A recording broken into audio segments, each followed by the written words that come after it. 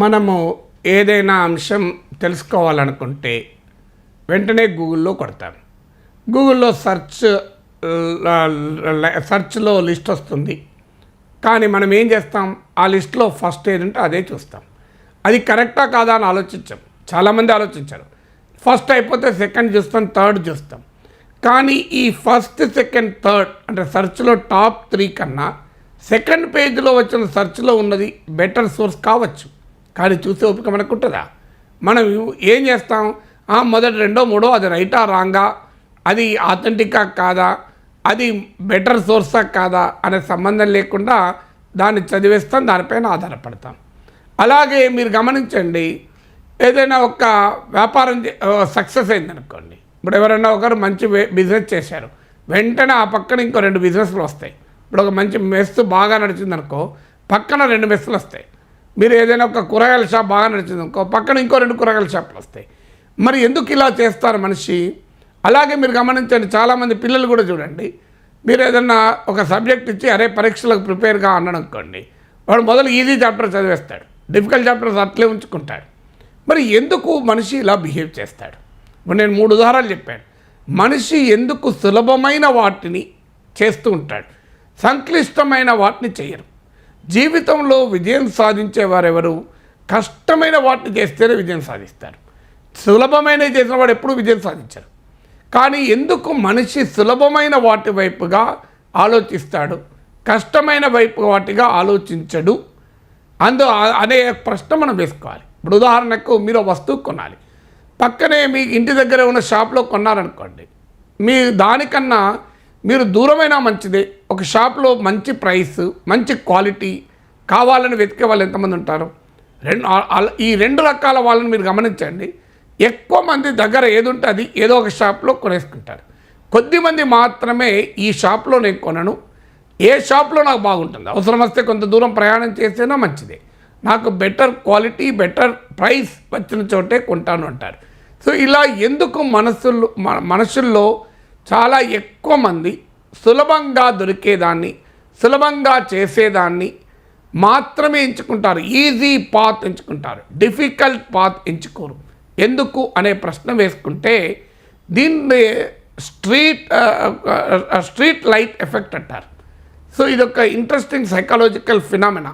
దీన్ని observational bias అంటారు పరిశోధనలు. ఈవెన్ పరిశోధకులు కూడా ఈ అబ్జర్వేషన్ బయాస్తో బాధపడతారు. ఇప్పుడు విలేకరి ఎన్నికల కవరేజ్కి వెళ్తారు. ఒక విలేకరి వెళ్ళి ఏం చేస్తారు, కనబడ వాళ్ళను 10 మందిని బస్ స్టాండ్లోనో, రైల్వే స్టేషన్లోనో, హోటల్లోనో, లేకుంటే అక్కడ ఎవరినైనా అడుగుతారు. అడిగి వాళ్ళు చెప్పిన దాన్ని ఆధారంగా రిపోర్ట్ రాస్తారు. కానీ వీళ్ళు చెప్తున్నది కరెక్టా, నేను ఇంకా కొత్త వాళ్ళని అడగాల అనే ఆలోచన చేయరు. చాలామంది ఈ పొరపాటు చేస్తుంటారు. సో ఈ మిస్టేక్ వల్ల ఏం జరుగుతుంది, కరెక్ట్ పిక్చర్ రాకపోవచ్చు, కరెక్ట్ ఒపీనియన్ రాకపోవచ్చు. ఇంకా ఎందుకంటే నీకు ఈజీగా దొరికిన వాళ్ళతో మాట్లాడావు తప్ప రిప్రజెంటేటివ్గా మాట్లాడలే. అందువల్ల ఆ విలేకరి తప్పుడు వార్త ఇచ్చే అవకాశం ఉంటుంది. అందువల్ల ఇప్పుడు కొన్ని సర్వేలు సక్సెస్ అవుతాయి, కొన్ని సర్వేలు ఫెయిల్ అవుతాయి. ఎందుకు ఫెయిల్ అవుతాయి? సో రిప్రజెంటేటివ్గా కొంచెం సర్వే చేసిన వారేమో సక్సెస్ అవుతారు, లేదు నేను దొరికిన వాడిని అడిగి రాసుకొని వచ్చాను కొన్ని ఫెయిల్ అవుతారు. దీనికి కారణం ఏంటంటే ఇది అబ్జర్వేషనల్ బయాస్ అంటారు. అంటే మనిషి తనకు సులభంగా దొరికేదాన్ని తీసుకుంటాడు. దీన్నే స్ట్రీట్ లైట్ ఎఫెక్ట్ అంటారు. ఈ పేరు వచ్చడం కూడా చాలా ఇంట్రెస్టింగ్గా వచ్చింది. ఈ పేరు ఎలా వచ్చిందంటే దీని వెనకాల ఒక కథ ఉంది చాలా పాపులర్గా. తాగబోతూ ఒక స్ట్రీట్ లైట్ వీధి దీపం కింద తన కీస్ పడ్డాయని వెతుక్కుంటాడట. పోలీసు వాళ్ళు వచ్చి అరే ఇక్కడ ఏం చేస్తున్నావు అని, అయ్యా నా కీస్ పోయినాయి వెతుక్కుంటున్నాను. మరి నీ కీస్ ఎక్కడ పోయినాయి అన్నారట. ఇంకో ఆ వీధి చివరిని ఎక్కడో పోయినాయి అన్నట్ట. మరి ఇక్కడ ఎందుకు వెతుక్కుంటాను, లైట్ ఇక్కడే ఉంది కదా సార్ అన్నట్ట. అంటే లైట్ ఉన్న కాడ వెతుక్కుంటాను, దొరుకుతాయి ఈజీగానే. కానీ కీస్ పోయింది అక్కడ కాదు, కీస్ ఇంకెక్కడో పోయాయి, కానీ అక్కడ లైట్ లేదు, ఇక్కడ లైట్ ఉంది, లైట్ ఉన్న దగ్గర నేను వెతుకుతున్నా అంటాడు.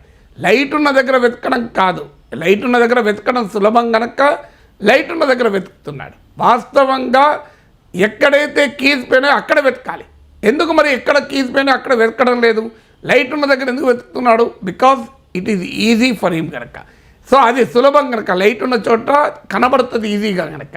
కానీ ఎప్పుడు కూడా సక్సెస్ఫుల్ పర్సన్ విజయవంతం కావాలి అనుకుంటే ఈజీగా ఉన్నదానికి కాదు, కష్టంగా ఉన్నదాన్ని ఛేదించాలి.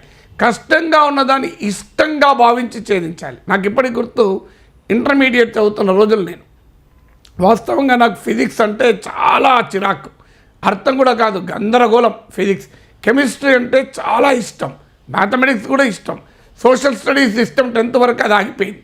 సో కెమిస్ట్రీ చాలా ఇష్టం, కానీ ఫిజిక్స్ అంటే మహా బోరింగ్. వాస్తవంగా ఇప్పటికి కూడా ఫిజిక్స్ బోరింగే నాకు. నేను హైదరాబాద్లో మా ఊర్లో ఇంగ్లీష్ మీడియం లేకపోతే ఇంటర్మీడియట్ చదవడానికి హైదరాబాద్ వచ్చాను. చదువుకుంటున్నప్పుడు పరీక్షల ముందు మా నాన్న వచ్చాడు. ఎలా చదువుతున్నారా అన్నాడు. బాగుంది నాన్న, కష్టపడుతున్నా, కానీ ఈ ఫిజిక్స్ ఒక్కటే చాలా ఇబ్బందిగా ఉంది నాన్న, ఎంత చదివినా అర్థమైతే లేదు, తలకాయ తిరిగిపోతుంది అన్నాను.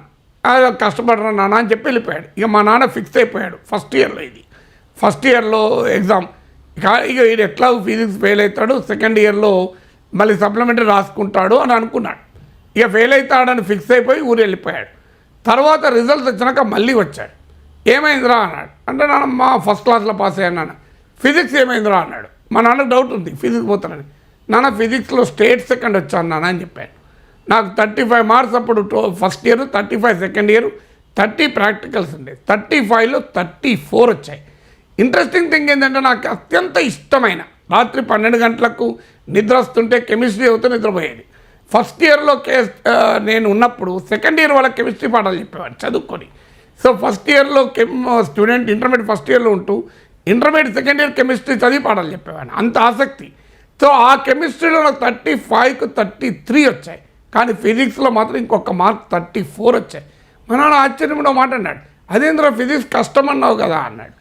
నాన్న నేను కష్టమన్నాను కానీ సాధించాను అనలేదు కదా నాన్న అన్న. ఇప్పుడు ఇల్లు ఎక్కితే గొప్పతనం ఏముంది నాన్న, పర్వతం ఎక్కితే గొప్ప కదా, ఇల్లు ఎవడైనా ఎక్కుతావు, నేను ఎక్కేది ఏమున్నది, కష్టమైన దాన్ని ఛేదిస్తేనే కదా ప్రయోజనము అన్న. మా నాన్న నన్ను మెచ్చుకొని వెళ్ళిపోయాడు. ఇప్పుడు గుర్తు నాకు. అంటే జీవితంలో కష్టమైన దాన్ని ఎదుర్కోవాలి. సో కెమిస్ట్రీ నాకు ఇష్టం కదా, నేను కెమిస్ట్రీ చదువుకుంటూ పోయాను అనుకోండి, 33 పోయి 34 వస్తాయి, అంతకన్నా ఎక్కువ రావు కదా. నాకు 35 వస్తాయి, అంతకన్నా ఎక్కువ రావు కదా. అప్పుడు ఫిజిక్స్లో 15, 20 వచ్చేది, ఘోరంగా ఉండేది. కానీ కష్టమైనా మంచిదే, దీన్ని సంగతి తేల్చాలి అనుకోని ఫిజిక్స్ చదివాను. 35కి 34 వచ్చే స్టేట్ సెకండ్ వచ్చాడు. ఎప్పుడు కూడా ఒకటి మనను సవాల్ చేస్తే మనం దాన్ని సవాల్ చేయాలి, మనం దాని ముందు ఓడిపోకూడదు. మనం పారిపోతే అది మనల్ని ఇంకా బెదిరిస్తుంది. అందువల్ల సులభమైన వాటిని కాదు, క్లిష్టమైన వాడిని, కష్టమైన దాన్ని, సంక్లిష్టమైన దాన్ని మనం చేసినప్పుడే జీవితంలో విజయం సాధిస్తారు. ఓ జర్మన్ తత్వవేత్త అంటాడు, చాలామంది మార్గం పైనే కేంద్రీకరిస్తారు, లక్ష్యం పైన కాదు అని. సో మార్గము ఏది సులభంగా ఉంటే అది చూస్తారు, కానీ మనిషి మార్గము సులభంగా ఉందా కష్టంగా ఉందా అని కాదు, లక్ష్యం చేరుకోవటానికి ఏది ఉపయోగపడుతుందో దాని గురించి ఆలోచించాలి అంటాడు ఆ జర్మన్ తత్వవేత్త. అందువల్ల స్ట్రీట్ లైట్ ఎఫెక్ట్ ఉన్న వారు ఏం చేస్తారంటే సులభమైన మార్గాన్ని ఎంచుకుంటారు. స్ట్రీట్ లైట్ ఎఫెక్ట్ను అధిగమించిన వారు ఏం చేస్తారంటే కష్టమైన మార్గమైనా మంచిదే, అది లక్ష్యానికి చేరుకోవటానికి ఉపయోగపడితే ఆ కష్టమైన మార్గాన్నైనా ఎంచుకుంటాడు.